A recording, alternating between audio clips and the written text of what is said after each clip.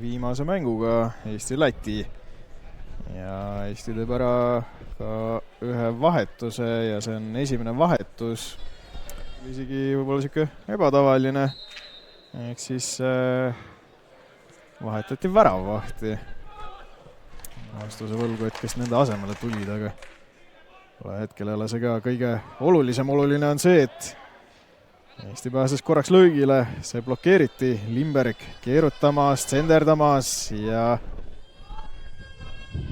pall ei jää.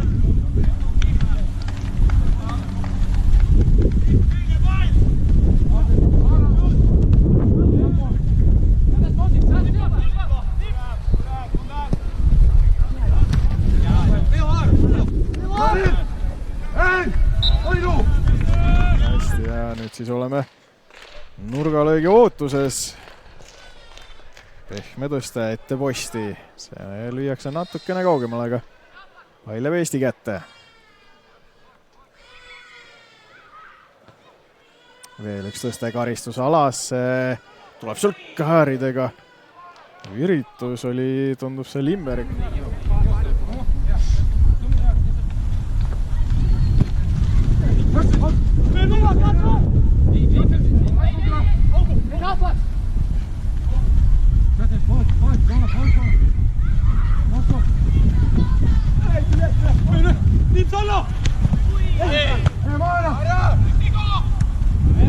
Kahjuks selle avapoole ja penalti põhjustas, mis 34. minutil realiseeriti. Aga sel korral jäid lätlased kuidagi väga nõrgaks seal Vaino vastu ja Vaino lihtsalt surus vastase üle otsajoone.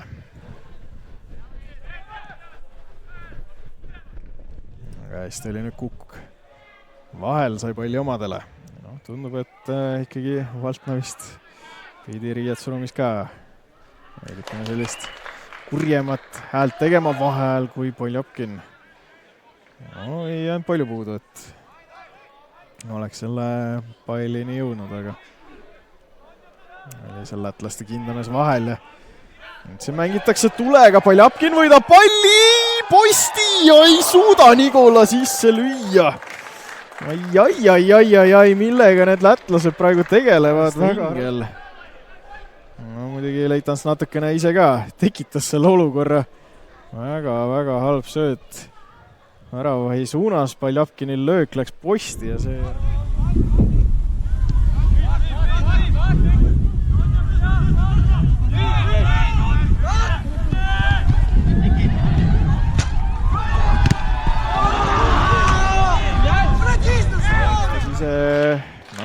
blokeeris, ütleme nii.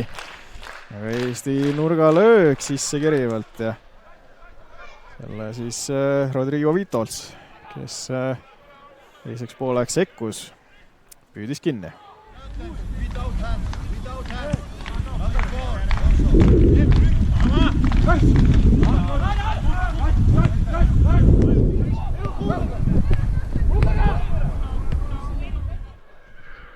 Kõik ootavad. Limberg versus Vainola. Ja läheb ikkagi sisse. Vainola arvas selle poole ära, aga eks me kohe näeme muidugi kordusest ka, aga tundub, et seal see pall kuidagi põrkas üle Vainola käe või rünnaku peatada ja nüüd Limberg näitab oma kiirust, saab palli kätte. Küsitakse seal söötu ka, tõste karistusalasse, hästi leitakse Nikola üles, aga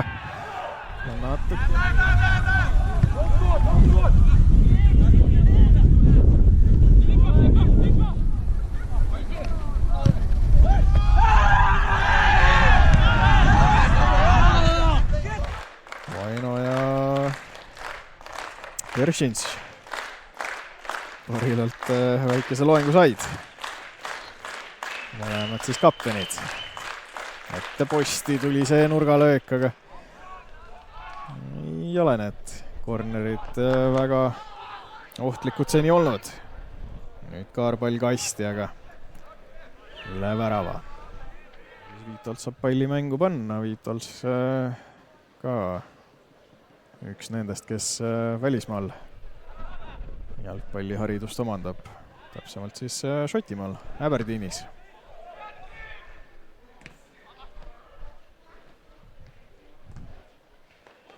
Tõste kaitseliini taha, aga sees või isegi joonel. Kollo pakub ka abi.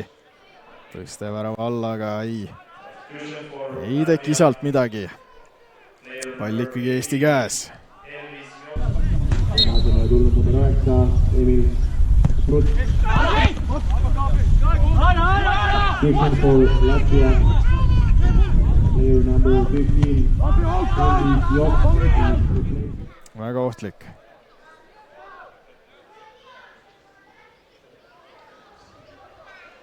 No, seni on olnud 2 penalti mäng. No, aga tahtsid lätlased tõestada, et suudavad ka muud moodi skoorida. Siis oli ju Nigula. Sai sama olukorra lõpetuseks peale lüüa mõnelt meetrilt, aga toona siis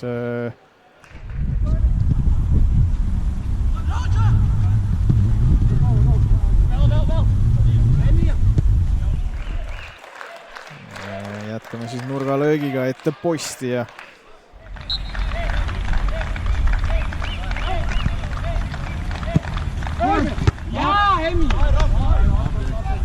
no, katse 2 sisse kerivalt ja jälle ette posti, aga väga võib-olla ebamugavalt, ebameeldivalt.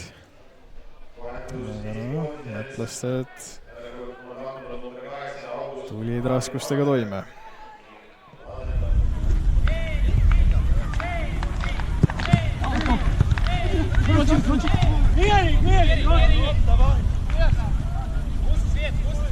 Vahetus Eesti koondises. Vahetus on lahkunud number 8. All siis jalgpallikeeli 10 peal ehk ründava poolkaitse kohal. Lindbergi all.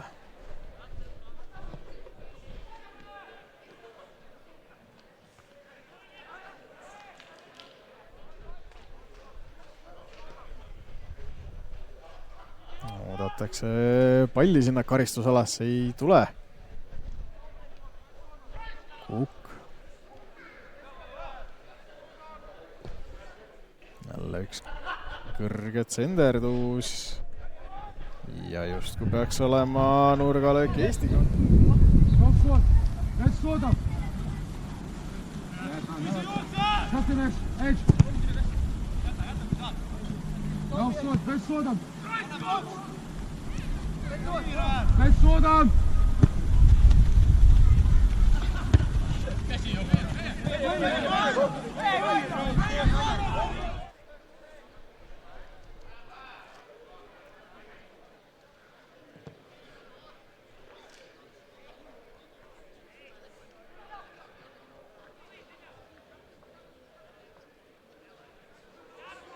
Rünnakule Kukk palliga.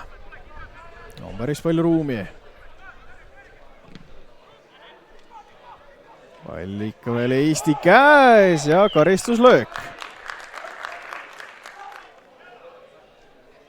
Lüüa on vaja. Lindberg lööb ja no ei jäänud väga palju puudu, aga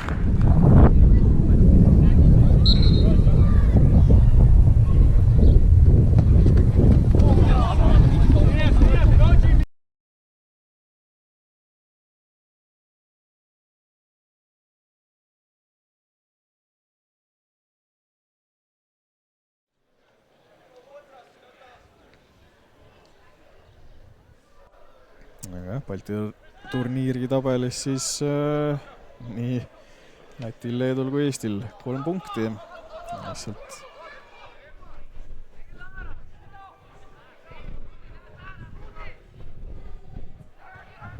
ja otse Viitolsile sülle läheb see kiidroni tõste.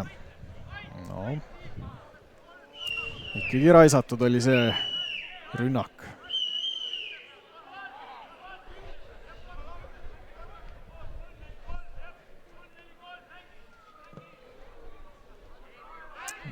Küll Eesti pingilt päris kaugel, aga naiste pingist ka ei määrata. Natukene, no vahet ei ole. Läks põnevaks see olukord, aga juba Kukelt söötajate poole, Lindberg jätkab ja Viitols püüab.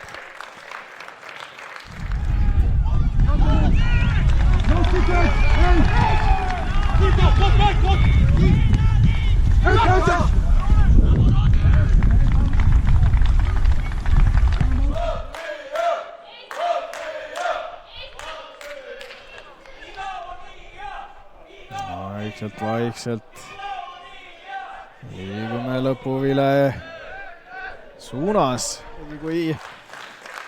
Isegi kui Eesti lööb ühe tagasi, siis tundub, et jääb selle teise löömiseks natukene liiga vähe aega Lindbergilt. Terav ja madalt senderdus, see klaaritakse ja Porila vilistab mängu lõppenuks. Läti U19 koondis võitis tänavuse aasta Balti turniiri, võitis viimases mängus Eestit 2-0 ja turniiri esimesest võidust piisas, et kogu turniir võita. Selline see turniir on. Ja näete seda rõõmuringi ka, rõõmupidu lõunanaabritelt. Alati valus vaadata, kui lätlased Eestis võidavad, aga mis teha, see on jalgpall Eestile siis Balti turniirilt auväärne 3. koht.